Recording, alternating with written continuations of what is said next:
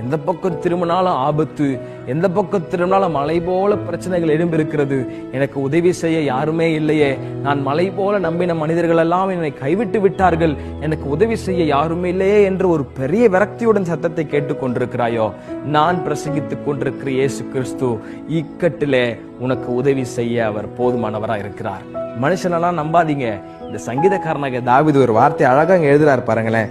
மனுஷனுடைய உதவி விருதா, மனுஷனுடைய உதவி விருதா. மனுஷன் உதவி செய்ய மாட்டான். கடைசி வரைக்கும் நான் கூட இருப்பேன் வாக்கெல்லாம் கொடுப்பாங்க. நண்பர்களுக்குள்ள பேசும் போதெல்லாம் நான் கேள்விப்பட்டிருக்கிறேன், கடைசி வரைக்கும் நான் கூட இருப்பேன்னு சொல்லுவான், ஆனா ஆபத்து வரும்போது கைவிட்டு போயிடுவான். ஆனா நாம் ஆராதிக்கிற ஆண்டவர் ஆபத்திலே நமக்கு உதவி செய்கிற தேவனா இருக்கிறார்.